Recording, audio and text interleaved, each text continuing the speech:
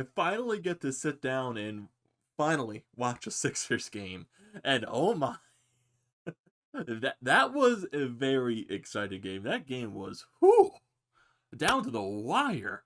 At the beginning of the game, okay, it's like, okay, the Sixers are going to blow this team out. They're not going to let the Wizards back into it. Just like, okay, Sixers, you're letting them back into it. What the hell are we doing right now? And it came down to the wire. Bradley Beal, what the hell? The dude went off. Oh my God, he could not be stopped. First quarter, second quarter, third quarter. We did stop him in the fourth quarter. Thank God. But geez, this guy went off. 60 points.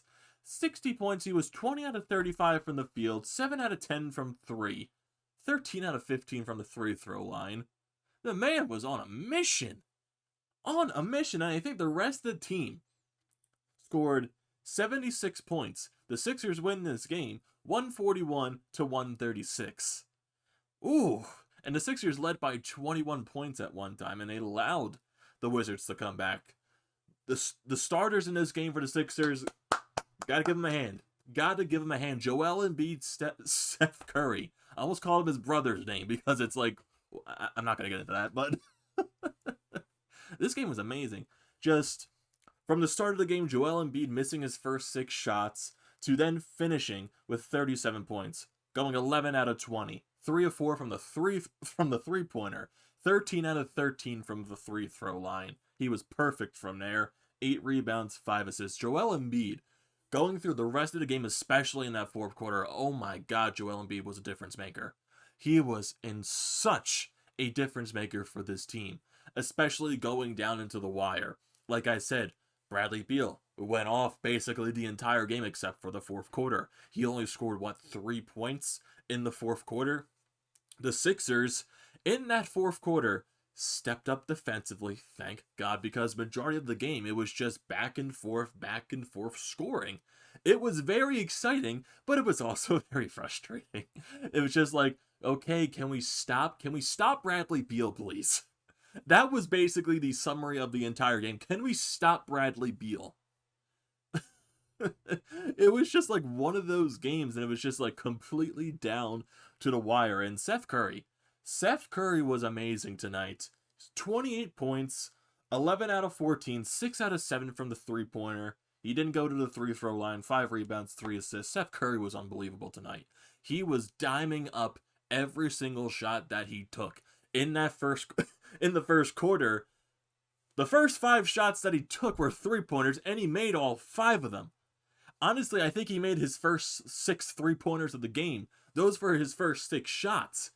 The dude was on another level from the three-point line. Sadly, he didn't get as many in the second half as he did in that first quarter, but he was still very clutch, getting those clutch 2-point shots, just being clutch overall, getting that season-high 28 points. Same thing with Joel Embiid, the season-high 37 points. And the rest of the starters, Tobias Harris, 19 points, 8 out of 16, 7 from 3, 0 of 2 from the free throws, 7 rebounds, 3 assists. Ben Simmons, I love the game out of Ben Simmons today. 17 points, 7 out of 9. He didn't even try for a 3. I'm not even going to discuss about that. 3 out of 6 from the free throw, 6 rebounds, 12 assists. And Ben Simmons, especially late as well, really good defensively. Insanely good defensively. Danny Green, 15 points, 5 out of 16, 5 out of 8 from the three-pointer, 0 free throw attempts, 3 rebounds, 5 assists. The starting 5 was unbelievable tonight. Unbelievable offensively. And it was one of those games. It was just completely back and forth type of action. The Sixers, they would go on a run, and then the Wizards, they would go on the run. But the Sixers, they score 82 points in the first half. 82 points. Come on now. When you score 82 points, you expect the rest of the game to be a blowout. That's what we all thought at first, but then the Wizards came back eventually. They did. The Sixers bench tonight was not good. The only person to really step up off the bench was Shake Milton, 19 points, 6 out of 9 shooting, 1 of 3 from the three-point line, 6 of 8 free throws, 0 rebounds, 3 assists.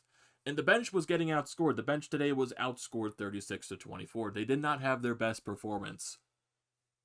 It just wasn't It was just going through Ferguson, Dwight Howard, Tyrese Maxey. They they were just getting, I would say, destroyed defensively. Honestly, they were getting abused defensively.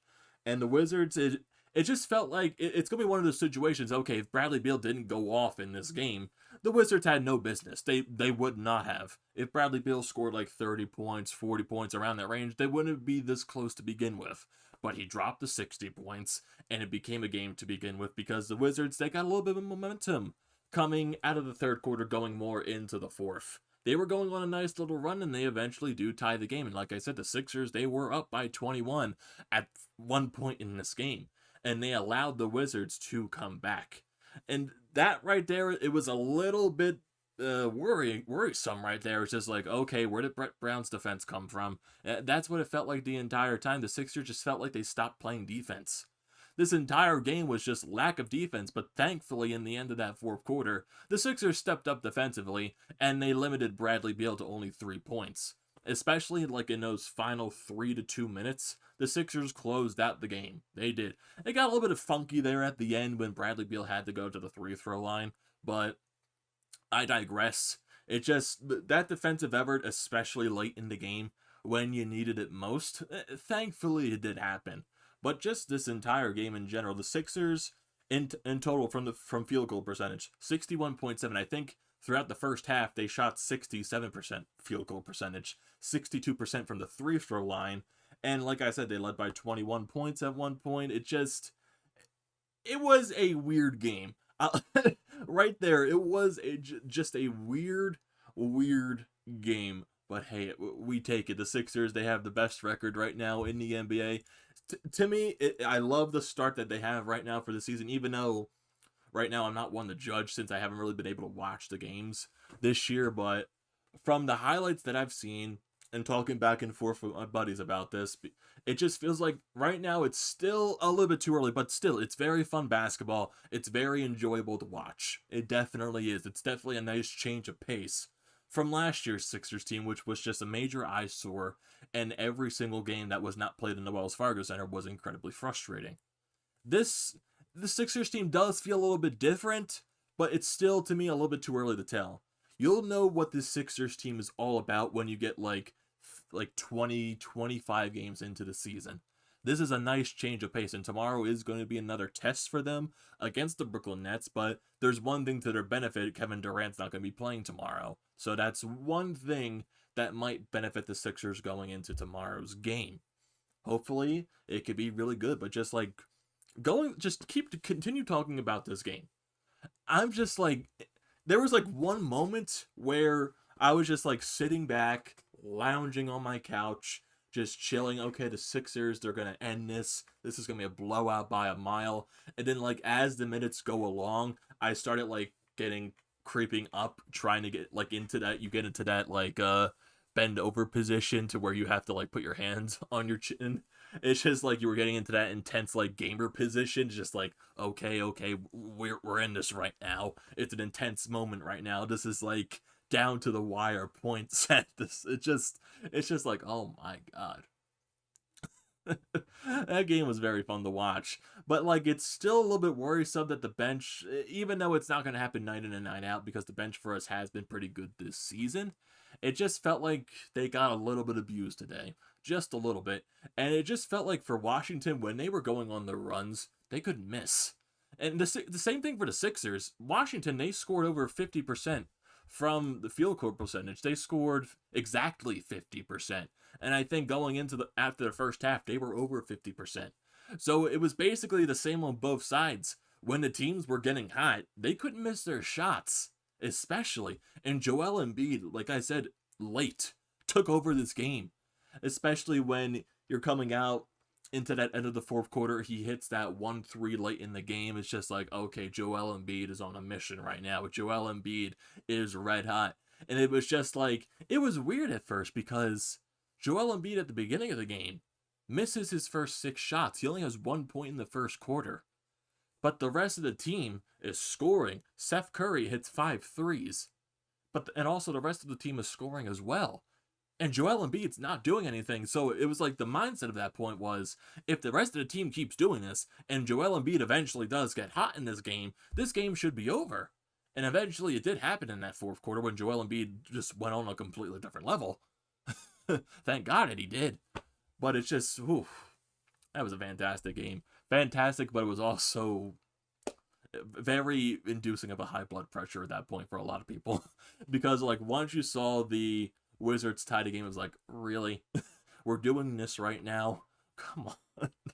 But, like I said, very, very entertaining, very fun game to watch. It was just a whole... It was a nice treat for my first Sixers game of the season, thankfully. It's like I was able to get glimpses and glimpses here and there, but I wasn't able to like fully sit down, enjoy a game, look into the game, and do all of that. So thankfully, the Sixers gave me a nice little treat today. So it's going to be even interesting more tomorrow when it's nationally televised game and you're going up against the Brooklyn Nets.